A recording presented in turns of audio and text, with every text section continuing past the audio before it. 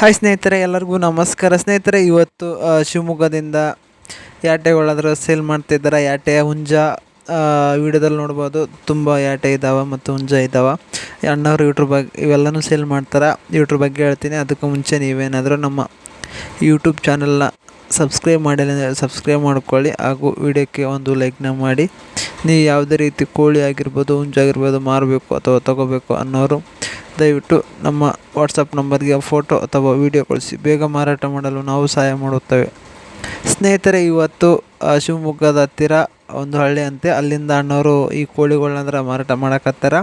ಅಣ್ಣವ್ರ ಹೆಸರು ಬಂದುಬಿಟ್ಟು ರಮೇಶ್ ಅಂತ ಹೇಳಿದ್ದಾರೆ. ನೋಡಿರಿ, ಇಲ್ಲಿ ಯಾಟೆಗಳು ನೋಡ್ಬೋದು. ತುಂಬ ಯಾಟೆಗಳಿದ್ದಾವೆ.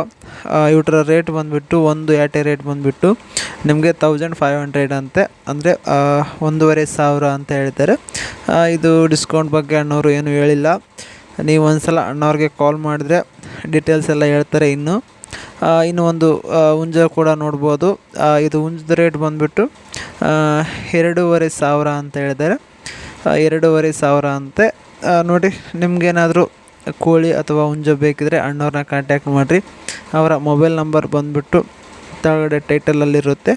ಯಾರಾದರೂ ಬೇಕಿದ್ದವ್ರು ಕಾಲ್ ಮಾಡಿರಿ. ಡೆಲಿವರಿ ಬಗ್ಗೆ ಅಣ್ಣವರು ಏನು ಹೇಳಿಲ್ಲ.